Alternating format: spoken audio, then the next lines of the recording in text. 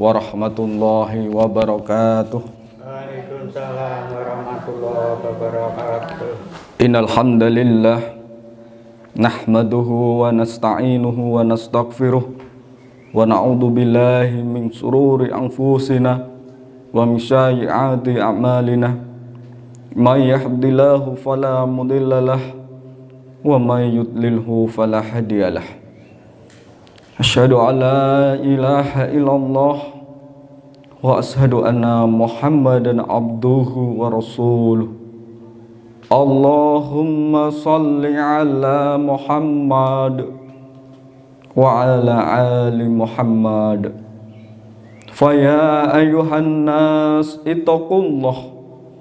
ittaqullaha haqqa tuqatih wa la tamutunna illa wa antum muslimun. Faqala Allah Ta'ala fi kitabil karim, a'udzu billahi minasy syaithanir rajim. Bismillahirrahmanirrahim. Innamal mu'minuna alladzina idza dzukirallahu wajilat qulubuhum wa idza tuliyat 'alaihim ayatuhum imanan wa ala rabbihim yatawakkalun. Shadaqallahul azim. Al-ayah. Allahu akbar, Allahu akbar, Allahu akbar. La ilaha illallah, Allahu akbar, Allahu akbar walillahil hamd. Bapak, Ibu, istri, anak, saudaraku, adikku, ponakanku, dan semuanya sidang sholat Idul Fitri keluarga Bapak Sadi yang semoga senantiasa mendapatkan ridho dari Allah Subhanahu wa Ta'ala. Pertama, marilah kita bersyukur pada Allah Subhanahu wa Ta'ala bahwa pada kesempatan pagi ini kita masih diberikan nikmat iman, nikmat sehat, sehingga kita bisa melaksanakan sholat Idul Fitri yang spesial ini, spesial dalam keadaan di tengah-tengah wabah virus corona. Kedua kalinya, salam dan sholawat mari kita sanjungkan pada uswah hasanah kita Nabi Allah Muhammad sallallahu alaihi wasallam. Beliau adalah teladan terbaik untuk kita semua dalam segala hal. Bapak, Ibu, istri, anak, adikku yang semoga senantiasa dalam lindungan Allah Subhanahu wa Ta'ala. Allahu Akbar, Allahu Akbar, Allahu Akbar. La ilaha illallah, Allahu Akbar, Allahu Akbar walillahil hamd. Di tahun ini kita menjalankan puasa Ramadan, diakhiri dengan sholat Idul Fitri yang sangat spesial. Spesialnya adalah kita berada di tengah-tengah mewabahnya virus corona yang sedang menjangkit dunia. Dan dengan adanya virus ini, aktivitas kita menjadi terbatas. Ekonomi kita menjadi sempit. Silaturahim kita dengan saudara kita yang ada di jauh di sana menjadi terhalang. yang mestinya di tahun-tahun sebelumnya, saat Idul Fitri, saat akhir Ramadan, kita bersama-sama, kita berkumpul berbahagia, merayakan kegembiraan menyambut datangnya Hari Raya Idul Fitri. Namun kali ini adalah kita mengukir sejarah sebuah kegembiraan yang tak sempurna karena masih ada satu saudara kita, satu adik kita yang tidak bisa berkumpul, tidak bisa pulang karena harus mematuhi aturan pemerintah, tidak bisa mudik.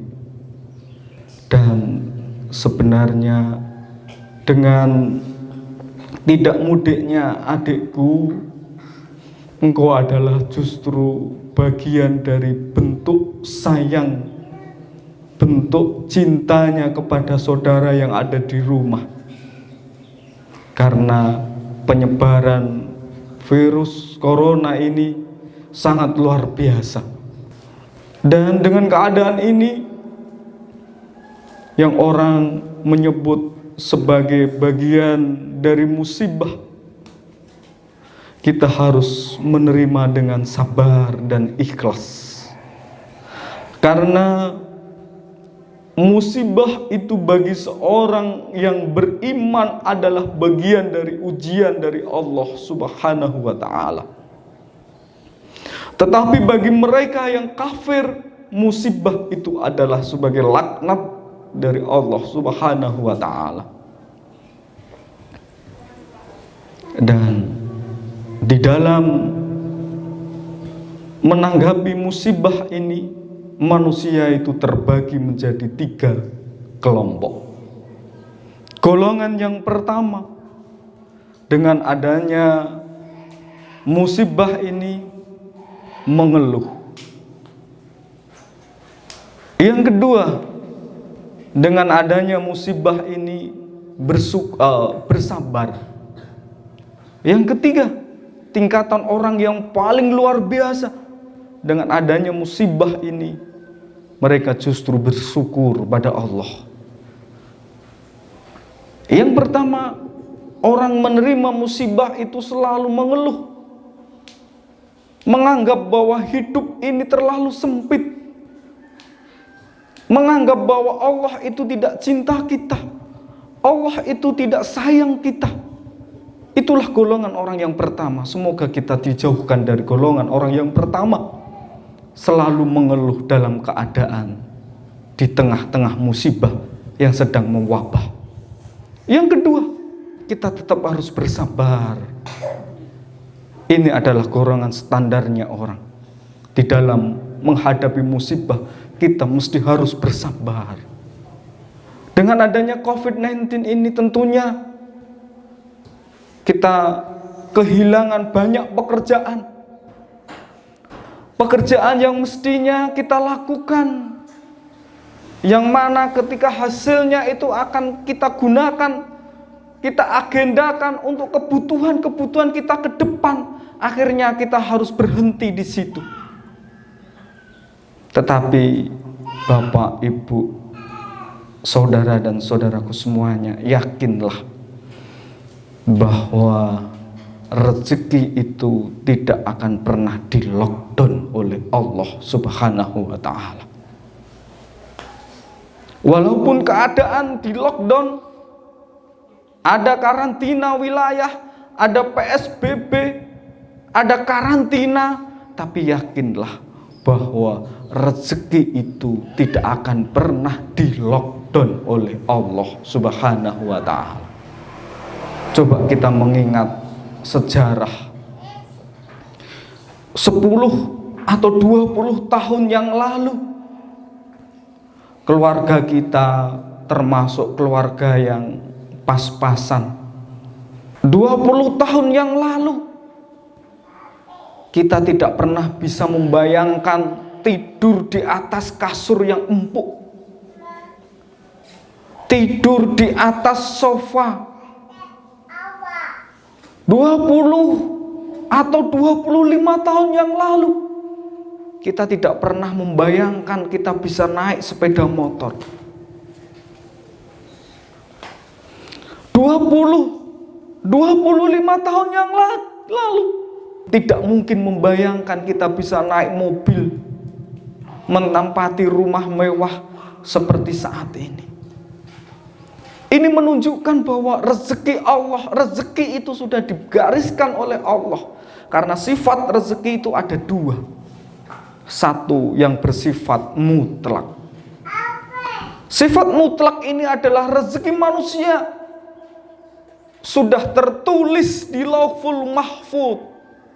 Sudah Allah takdirkan berapa rezeki kita.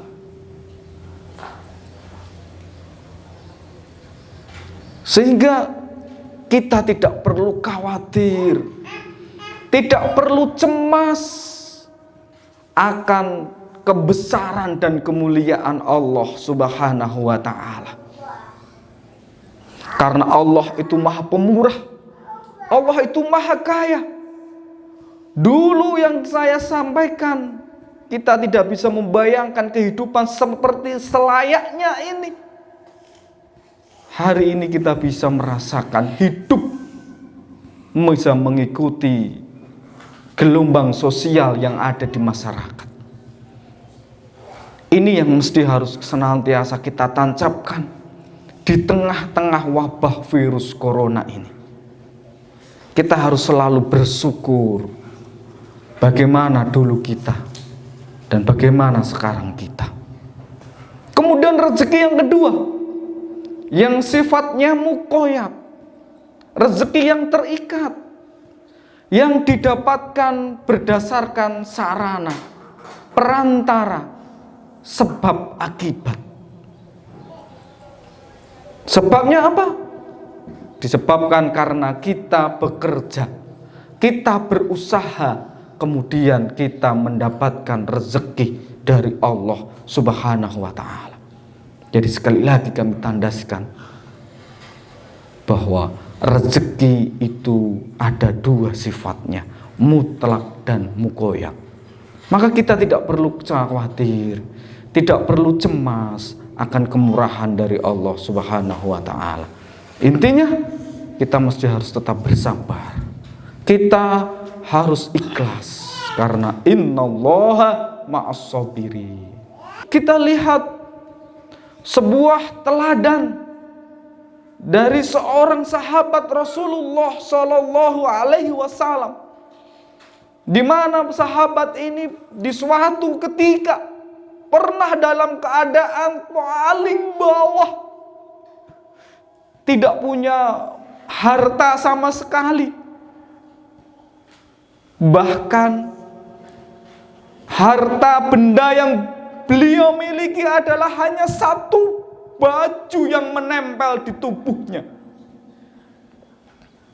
Namun apa? Beliau tetap bersyukur, tetap optimis. Beliau pantang menyerah. Beliau pantang meminta walaupun keadaan tidak punya. Di suatu ketika ada seorang sahabat baiknya menawarkan harta kepada beliau. Wahai saudaraku, aku tahu engkau dalam keadaan tidak memiliki apa-apa, tidak punya harta sama sekali. Maukah engkau aku berikan harta, separuh dari hartaku ini kuserahkan kepadamu? Namun apa jawab saudara Rasulullah atau sahabat Rasulullah itu? Wahai saudaraku yang baik hati, aku tahu engkau begitu baik dan perhatian kepadaku. Namun aku tidak mau menerima apa yang menjadi tawaranmu untuk mengambil separuh dari hartamu. Cukup tunjukkanlah di mana pasar berada. Kemudian ditunjukkan pasar, dan sahabat ini pergi ke pasar, melakukan analisa, melakukan riset. Awalnya dia hanya mencoba menghubungi seorang yang kaya, yang memiliki kios di pasar itu untuk menawarkan kerjasama. Sahabat ini memanajemen orang yang punya kios ini sebagai ownernya. Yakinnya pada Allah dan kerja keras yang beliau lakukan, akhirnya kios-kios itu menjadi miliknya dan beliau menjadi seorang yang kaya raya. Dan satu kisah yang bisa kita ambil, dengan dia bertambahnya kekayaan itu justru tidak menjauhkan kepada Allah dan menambah kikir, tetapi beliau justru semakin perbanyak mendekatkan diri kepada Allah dengan cara bersedekah. Setiap mendapatkan kekayaan, mereka sedekahkan. Beliau sedekahkan, hampir total disedekahkan. Namun dengan sedekahnya beliau itu bukan mengurangi harta, bukan mengurangi kekayaannya, justru mereka bertambah dan bertambah.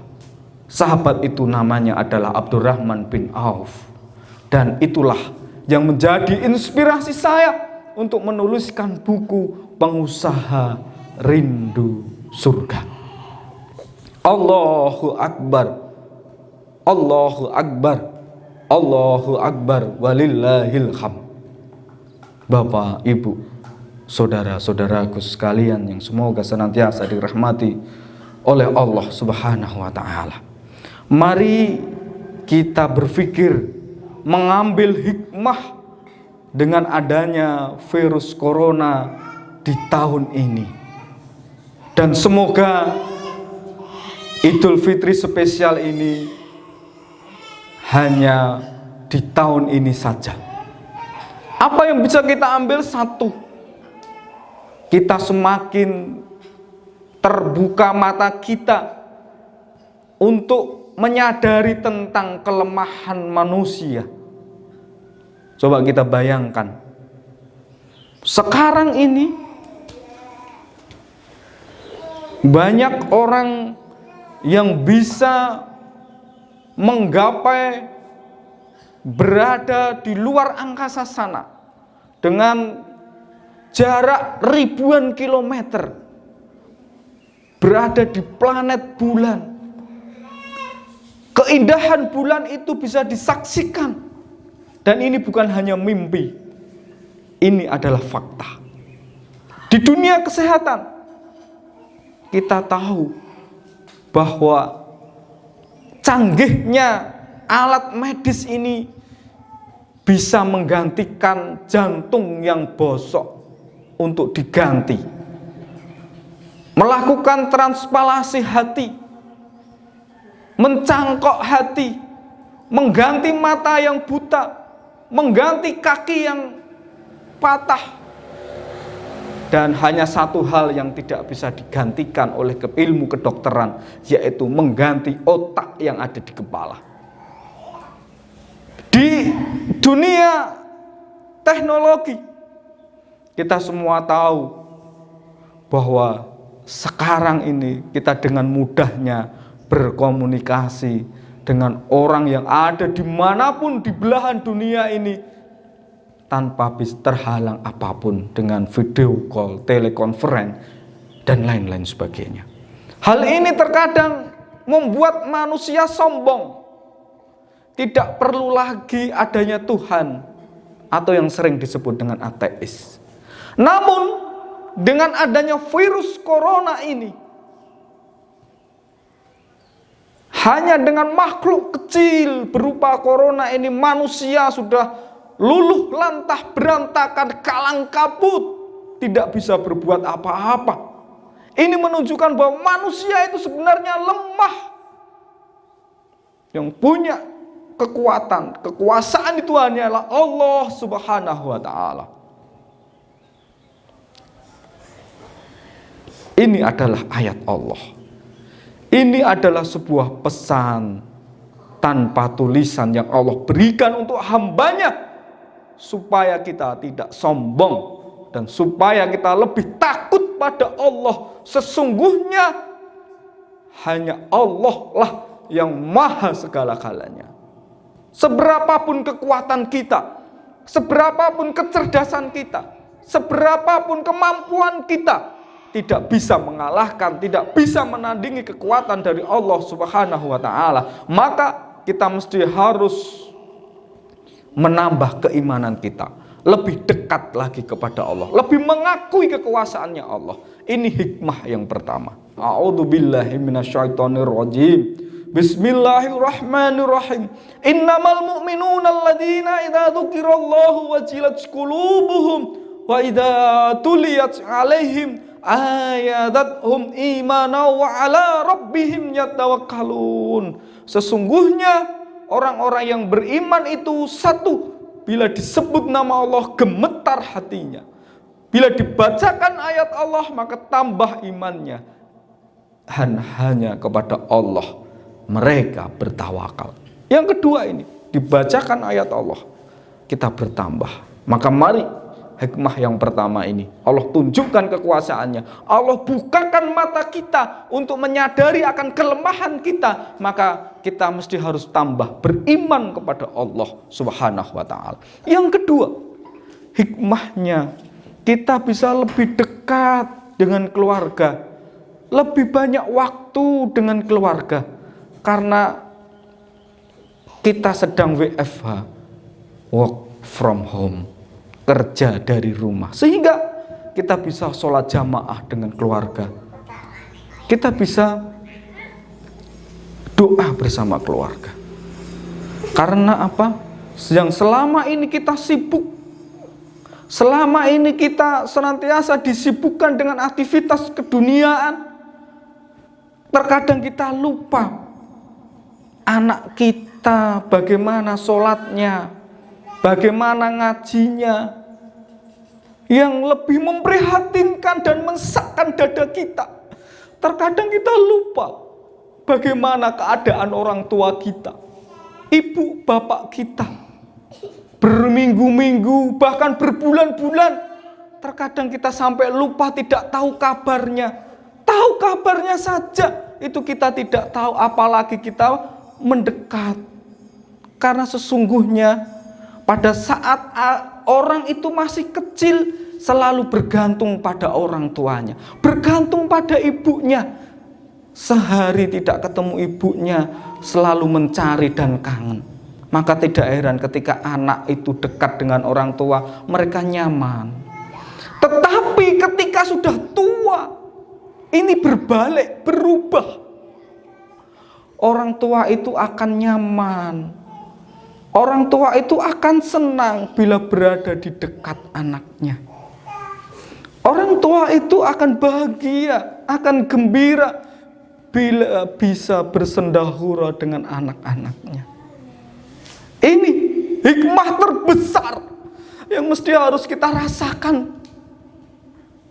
Betapa berdosanya ketika kita sibuk bekerja, tapi kita lupa bagaimana keadaan ibu kita, bagaimana keadaan bapak kita. Mereka butuh kita sekarang. Dulu mereka menyayangi kita. Dulu mereka mengasihi kita, mencintai kita dengan totalitas. Bahkan tidak hanya harta, nyawa pun yang namanya orang tua itu dia serahkan untuk kebahagiaan anaknya. Sekarang saatnya kita harus memperhatikan, peduli terhadap orang tua kita. Nah, ini adalah hikmah yang terbesar buat kita.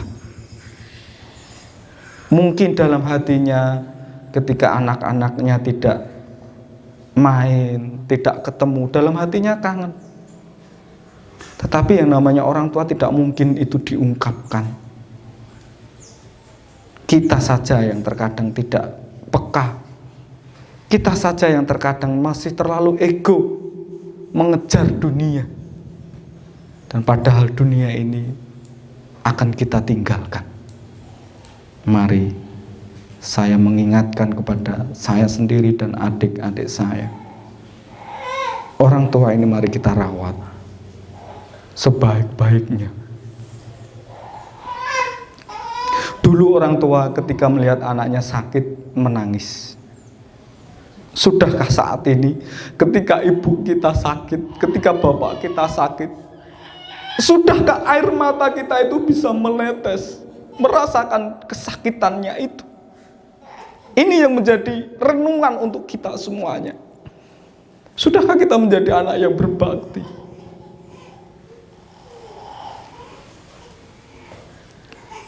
Sudahkah saat ketika orang tua curhat, mengeluh, kita fast respon? Kita mementingkan, menomorsatukan dibandingkan dengan yang lain. Sungguh ya, bila ini belum kita laksanakan, sebuah dosa yang besar, sebuah kedurhakaan. Maka adik-adikku, ini kesempatan yang mulia. Dengan adanya COVID ini, kita lebih bisa dekat. Ada waktu yang jauh, bentuk kasih sayangnya sekedar telepon, sekedar mengabarkan. Yang dekat sekedar gojekan, sekedar menanyakan keadaannya. Mak, iso turu, angkler, itu bentuk perhatian kita. Bila sakit, ayo segera kita obatkan. Karena doa orang tua itu ijabah, wahai adik-adikku. Nah, mari perenungan kita ini kita masukkan ke dalam hati. Sayang kita, cinta kita kepada orang tua kita ini bukan hanya sebatas sayang yang ada di dunia. Bukan sebatas kita menggembirakan orang tua kita di dunia, tapi cobalah kita punya agenda besar, membahagiakan orang tua kita hingga di akhirat nanti, hingga di surga nanti kita bisa bahagia, berkumpul bersama seperti ini lagi, bercanda ria, berada di surga bersama-sama. Ini tentunya target dan agenda terbesar kita. Maka apa yang bisa kita lakukan agar orang tua kita, ibu bapak kita senantiasa mendapatkan aliran pahala dari Allah Subhanahu wa ta'ala, walaupun nanti sudah tidak ada, walaupun sudah berada di naungan Allah Subhanahu wa ta'ala. Ini yang menjadi PR kita, ini yang harus kita pikirkan dari sekarang. Apa yang bisa membuat orang tua kita ini senantiasa selalu mendapatkan aliran pahala dari Allah Subhanahu wa ta'ala, sehingga terhindar dari siksaan dari Allah Subhanahu wa ta'ala dan dimasukkan ke dalam surga. Salah satunya adalah dengan cara menjadi anak yang soleh atau solihah. Itu.